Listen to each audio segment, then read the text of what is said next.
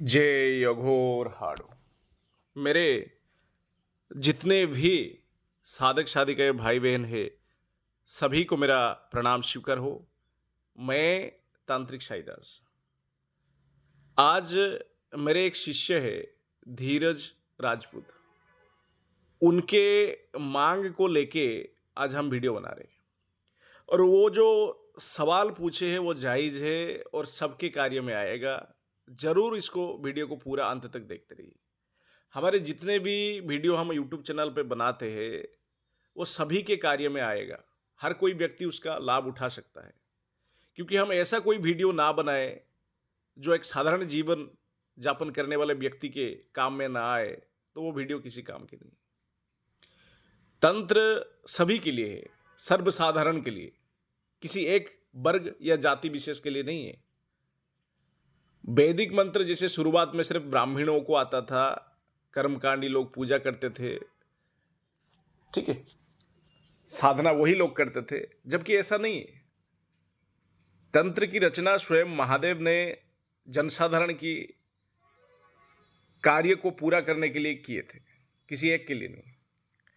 चलिए, आज का जो विषय वस्तु है, तंत्र कैसा काम करता है।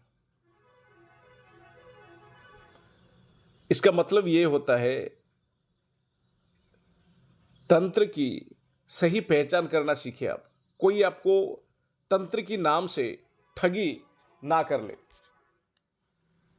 इसी विषय में आज हम चर्चा करेंगे। देखिए, तंत्र को सबसे पहले हम 5 भाग में भाग करेंगे।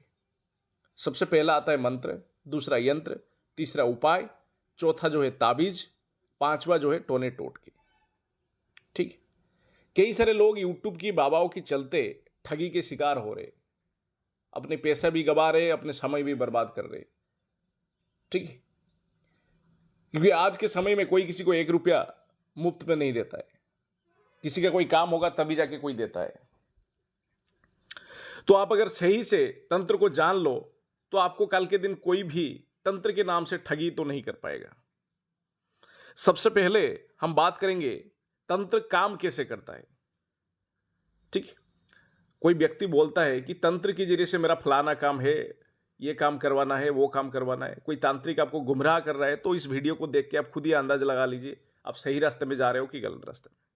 सबसे पहले मंत्रों को जो है ना, कई भागों में विभक्तिकरण किया गया है। सबसे पहला जो सदियों पहले ये धरती की शुरुआत से चले आ रहे हैं, उनको है वैदिक मंत्र। ठीक है। वैदिक मंत्र तब के समय क्या था, जाति प्रथा था, तो उस समय क्या था, ब्राह्मण लोग ही वैदिक मंत्र का अध्ययन करते थे, उनका ही इस्तेमाल करते थे। उसके बाद थोड़ा थोड़ा क्षत्रिय लोगों को, यानी राजा महाराजा को था इसका इस्तेमाल करना, वो भी साधनाएं करते थे, उसका भी लाभ उठाए। बाकी लोगों तक ये मंत्र पहुंचता नहीं था, क्योंकि पढ़ने का अधिकार उस समय था नहीं। लेकिन ये समय बदला हुआ है। उसके बाद तांत्रोक्त मंत्र का निर्माण किया गया था। फिर इस कलयुग की शुरुआत में सावर मंत्र का भी निर्माण किया गया, क्योंकि लोगों को देखते हुए भगवान शिव के आशीर्वाद से, साबरनाथ माई साबरी के आशीर्वाद से साबर मंत्र का निर्माण गुरु गोरखनाथ मत्स्येंद्रनाथ द्वारा किया गया। तो ये सभी मंत्र किसी एक जनजाति जाति विशेष के लिए नहीं है, ये सभी के लिए है। जबकि इसका दुरुपयोग ज्यादा हुआ है, सदुपयोग कम हुआ है।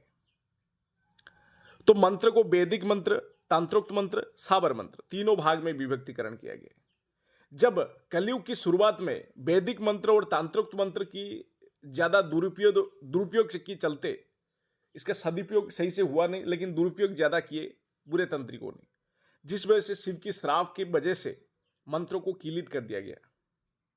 यानी कोई भी मंत्रों को इस्तेमाल करे उससे पहले शिव की आज्ञा या उत्कीलन विधि का पालन करने के बाद ही उस मंत्र का इस्तेमाल कर सकते।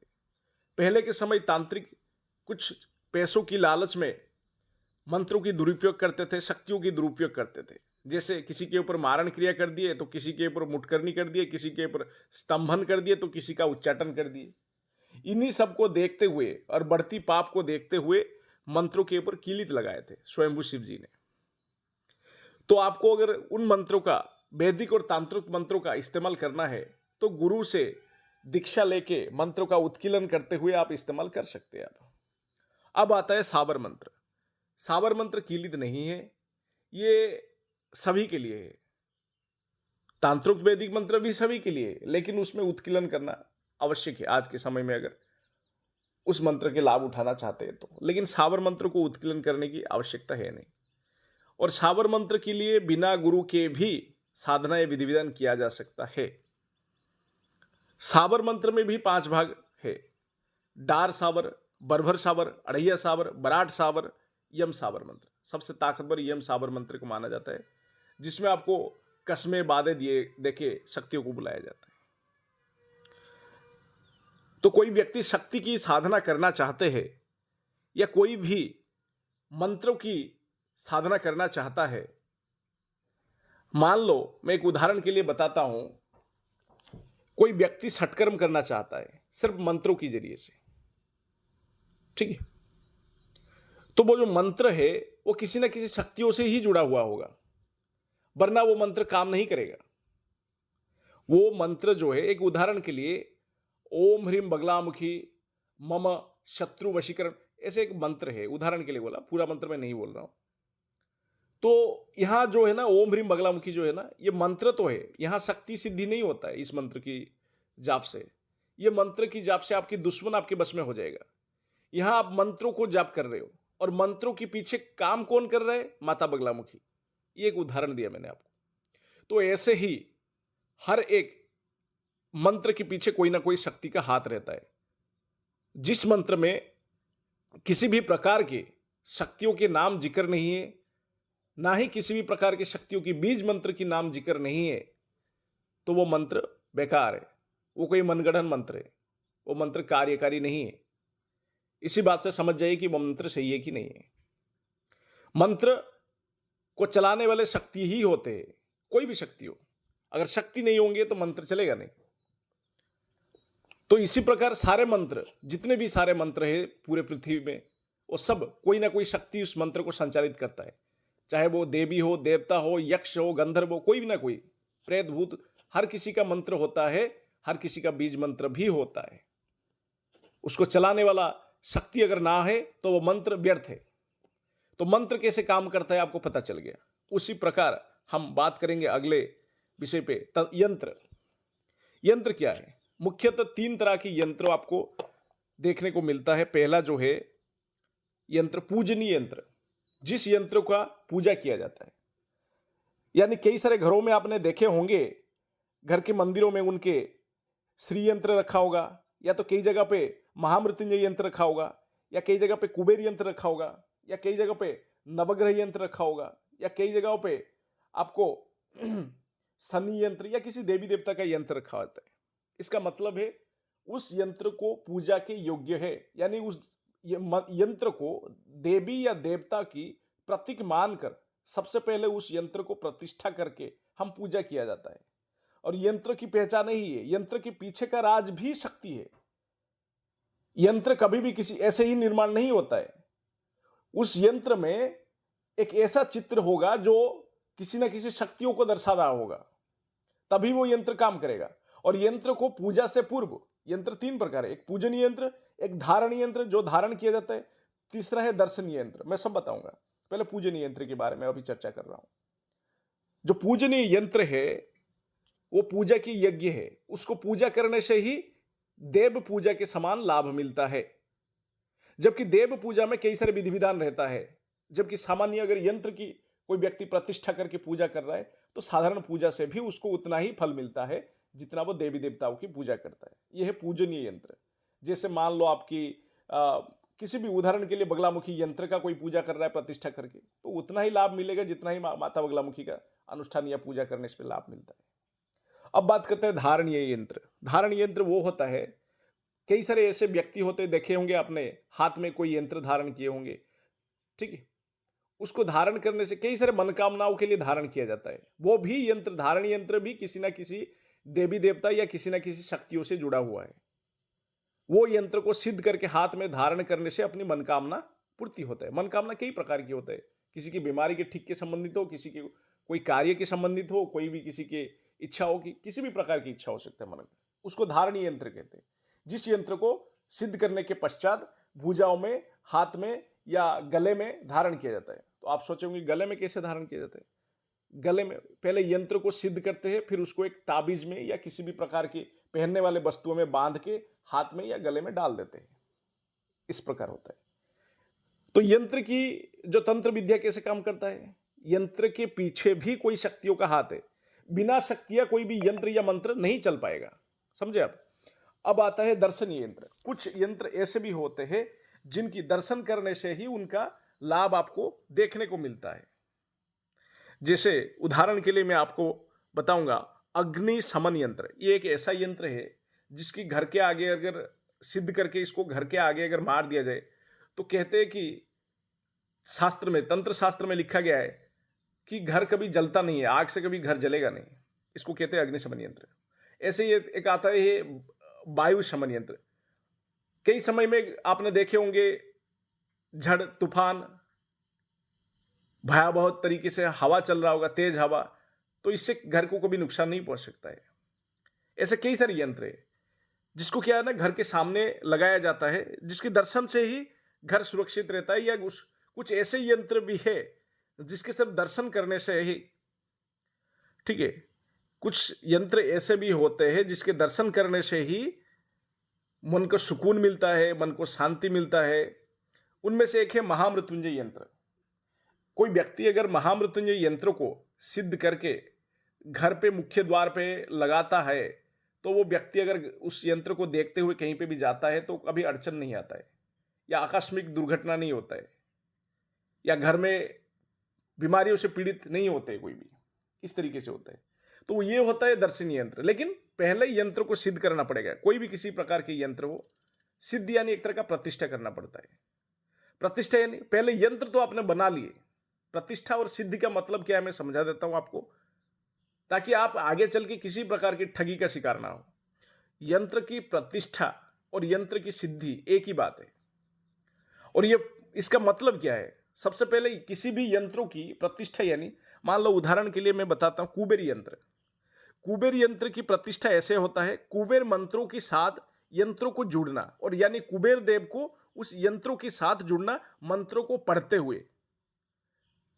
फिर वो यंत्र सिद्ध होने के पश्चात कुबेर की आशीर्वाद उस यंत्र पे रहता है, और उस यंत्र को घर में कोई पूजा करता है तो उसको लाभ मिलता है। ठीक है, इसी तरीके से यंत्र कार्य करता है। यंत्र जो है देवी देवता या शक्तियों का प्रतीक माना गया है। अब आते हैं तीसरे बातों पे, जो उपाय। आपने कई बार सुने होंगे कि बरगद के पेड़ के नीचे एक घी का दिया जला देना है, उत्तर दिशा की ओर मुख करके। घर में सुख शांति लाभ होता है। इसका मतलब क्या होता है मैं बताता हूं। ये एक तरह का उपाय है। इसका मतलब यह है, बरगद की पेड़ में कई सारे देवी देवता वास करते हैं, या कई बार ऐसा नहीं होता है कि हर एक बरगद की पेड़ में देवी देवता ही वास करते हैं। कुछ बरगद के पेड़ ऐसे होते हैं जिनमें बुरे शक्तियां भी वास करते हैं। लेकिन उपाय जो है ना, सोच समझ के करना चाहिए। अब यहां पे भी बात वही आ जाता है कि शक्ति, बिना शक्ति के, शक्ति यानी कौन? शक्ति के अंतर्गत देवी देवता, यक्ष, गंधर्व, पिशाच, किन्नर, भल्लरी, किरात, बानर, ठीक है, भूत प्रेत, डंकिनी शंकिनी, डायन, चुड़ैल, सब आ जाता है। सब आ जाता है शक्ति के अंतर्गत। तो मंत्र के पीछे भी शक्तियों का हाथ है। मंत्र तभी चलेगा जब उसमें कोई शक्ति का हाथ रहेगा। यंत्र भी तभी चलेगा जब शक्तियों का साथ जुड़ा रहेगा। उपाय भी तभी होता है जब शक्ति साथ देगा। 100 में से 90% उपाय काम नहीं करता है, इसलिए मैं ज्यादा उपाय डालता नहीं हूं अपने चैनल पे। हाँ, कुछ चुनिंदा परीक्षित उपाय होता है, वही डालता हूं अपने चैनल में। तो उपाय भी तभी कार्य करता है जब उसके पीछे कोई भी शक्तियों का हाथ रहेगा, तभी वो कार्य करेगा। ठीक है, तो बरगद के ऊपर कोई शक्ति बैठा होगा उस पेड़ में, जिसके नीचे आप दिया जला रहे हो, वो अगर आपसे प्रसन्न होता है तब जाके आपकी इच्छाओं को पूरा करता है, या फिर आपकी जो भी परेशानी है हल होता है। अब आता है ताबीज, चौथा बात। ताबीज क्या है? ताबीज आपने देखे होंगे, कई सारे लोगों ने हाथ में या गले में धारण किए होंगे। कई सारे लोग ऐसे भी होते हैं जो कान में छिदवा के डालते हैं। क्या है ये? ताबीज कई सारे कारणों से डाला जाता है। सबसे पहला सुरक्षा। सुरक्षा भी कई तरीके का होता है, जैसे कि तंत्र बाधाओं से सुरक्षा, जैसे कि ऊपरी बाधाओं से सुरक्षा। ऊपरी बाधा है यानी किसी भी तरीके की बुरी शक्ति शरीर में आ जाती है, उससे सुरक्षा। तंत्र बाधा कि कोई व्यक्ति आपके ऊपर किसी भी प्रकार की सटकर्म या कोई तंत्र कर ना दे, उससे सुरक्षा। ठीक है। बुरी नजर से बच्चों को सुरक्षा दिलाना, दुर्भाग्य से सुरक्षा दिलाना, ये जो ताबीज होता है ना, ठीक है। कई सारे बीमारियों से खुद को सुरक्षा दिलाना, ये होता है ताबीज का काम है। ताबीज सारे परेशानियों से सुरक्षा दिलाता है। अब बात करते हैं ताबीज बनाया कैसे जाता है। देखिए, मुख्यतः आपने चांदी या तांबे की ताबीज देखे होंगे, ठीक है। उसके अंदर कुछ जड़ी बूटी डाला जाता है। वो जड़ी बूटी जो होता है ना, वो तंत्र में उसका भी जिक्र है, ठीक है। अलग अलग कार्य के लिए अलग अलग जड़ी बूटी डाला जाता है, उसके विषय में अलग से वीडियो बनाऊंगा मैं। कुछ ताबीज ऐसे होते हैं जिसमें मैंने थोड़ी देर पहले ही जिक्र कर दिया था, किसी भी यंत्र को सिद्ध करके उसमें डाल देते हैं, जिससे आपकी मनोकामना या इच्छा जिसके लिए आप ताबीज धारण कर रहे हो वो हो जाए।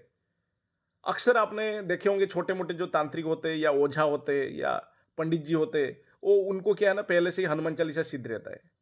वो सुरक्षा के दृष्टिकोण से आपकी बच्चों के लिए, या तो आपके घर में किसी को बुरी नजर या ऊपरी बाधाओं या तंत्र बाधाओं से परेशान है, तो उसको क्या है ना, एक कागज पे, कागज यानी भोजपत्र, तंत्र में कागज का इस्तेमाल नहीं होता, भोजपत्र का इस्तेमाल होता है, ठीक है। तो भोजपत्र के ऊपर हनुमान सिद्ध, उनको जो हनुमान चालीसा सिद्ध है, वो हनुमान चालीसा को ही लिखकर उस भोजपत्र को 4 भाग में मोड़ देते हैं, फिर उसको किसी भी ताबीज के अंदर डाल के पहनने के लिए दे देते हैं, उससे भी सुरक्षा होता है।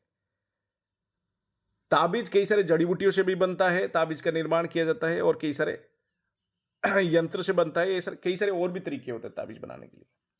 और ताबीज के पीछे भी किसी ना किसी शक्तियों का हाथ है जो आपकी सुरक्षा कर रहे होंगे।